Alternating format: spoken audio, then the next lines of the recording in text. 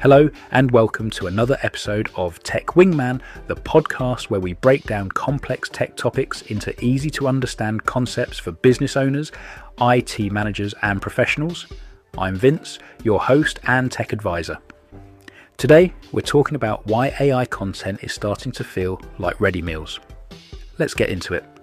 This is something we've been noticing more and more lately, and once you clock it, you really can't unsee it. There's a lot of content out there right now that looks okay on the surface, but just doesn't hit the spot. You read it or watch it, and everything technically seems fine. The sentences make sense, the structure is there, and it flows nicely.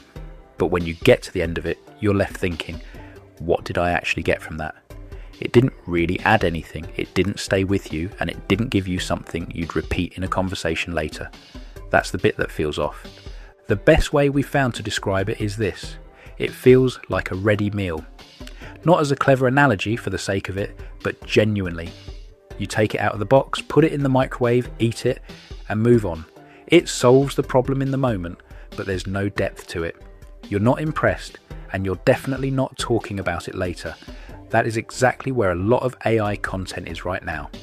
Now, to be clear, we're not anti-AI here. We use it every day, we build things with it, and we help clients use it properly. The issue isn't the tool, it's how people are using it. What we're seeing is a pattern where people open up an AI tool, type a quick prompt, get an answer, and just publish it as it is.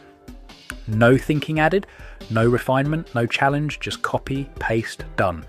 On paper, that looks brilliant because it's quick, easy, and solves the problem of needing content. But when you actually look at the output, it starts to feel very similar across the board.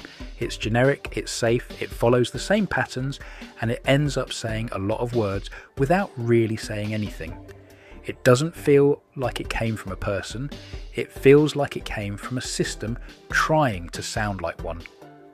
Now, this is where people tend to take a wrong turn because the immediate reaction is to say, AI is the problem. We don't see it that way. Ready meals aren't bad, and AI isn't bad either. Both have a very clear place. There are loads of situations where good enough output is exactly what you need. Internal notes, first drafts, quick summaries, support responses, all of those are perfect use cases where speed matters more than anything else. We use it for those things as well. The problem is when everything drops to that level, especially the things people are using to judge your business. Your website, your blog, your LinkedIn posts, your messaging, all of that is meant to reflect how you think and what you stand for. And if that all turns into ready meal content, then that's where it starts to hurt. If we step back a bit, there's actually a very fair reason this is happening. In the real world, people buy ready meals for two reasons. Either they don't have the time or budget to do it properly, or they don't know how. It's exactly the same here. Most businesses don't have a marketing team, they don't have a dedicated copywriter, and they don't have hours to sit and craft something properly. They've got clients to look after and work to get through, so they turn to AI because it solves a genuine problem. And to be fair, it does. It gives them something quickly. The issue is that quick output on its own rarely stands out. If you think about food properly, there are levels to it. At one end, you've got the cheap ready meals, and at the other end, you've got a chef producing something with real care, flavour and depth. Most people aren't trying to be chefs, they just want to cook something decent, and that middle ground is where the opportunity is. Right now, with AI, most people are still at the microwave stage where they press the button, wait for the result and accept whatever comes out. The people getting better results are doing something slightly different. They're treating AI as part of the process, not the finished product. The difference really comes down to two things. The first is depth of thinking. AI can only work with what you give it. So if you go in with a basic prompt and no real opinion or context, it fills the gaps with safe generic language. That's why so much content sounds the same, because it isn't trying to be interesting, it's trying to avoid being wrong. If you want something better, you have to bring something into it. Your experience, your perspective, your view on how things actually work in the real world, not just what sounds right, but what you genuinely believe. That's what gives content depth, and it's what people connect with. The second thing is style. Even simple content can feel completely different depending on how it's delivered. Most AI output follows predictable patterns, has a similar rhythm, and uses similar language, so after you've seen a bit of it, you can spot it almost instantly. Developing a clear voice changes that. The way you phrase things, the way you explain something, and the way you keep it simple without making it feel basic, all of that makes a difference.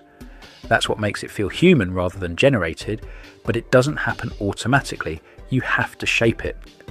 This leads into what we think is the real shift that's happening. It isn't about AI replacing people, it's about roles changing.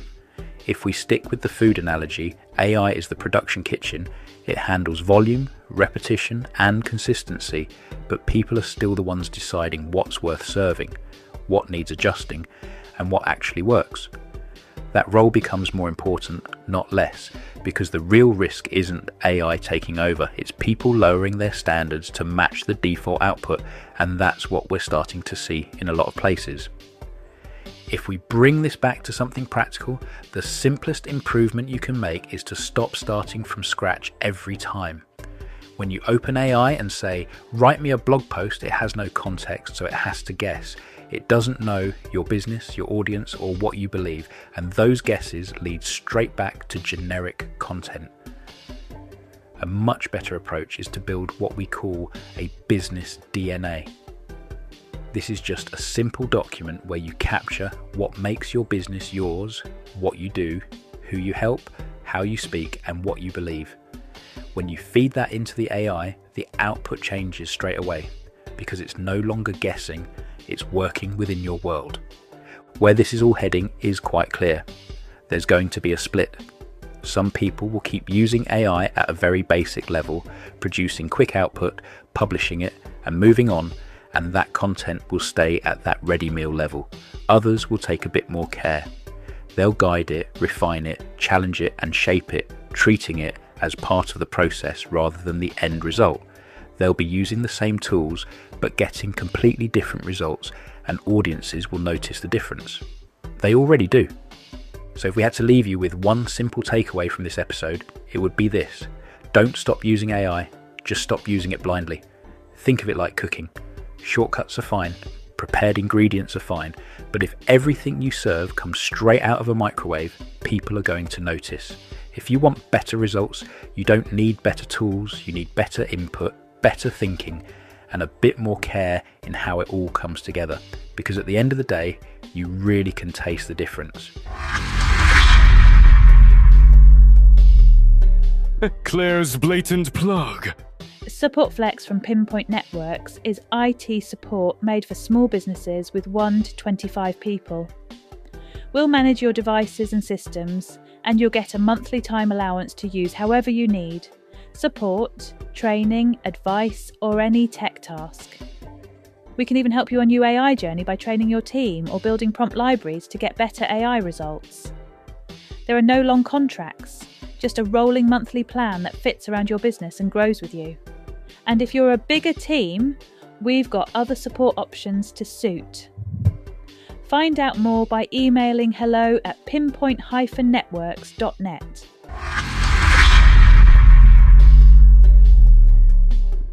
Thanks for tuning in to this episode of Tech Wingman. If you found this helpful, be sure to subscribe and share it with your friends and colleagues. Until next time, take care.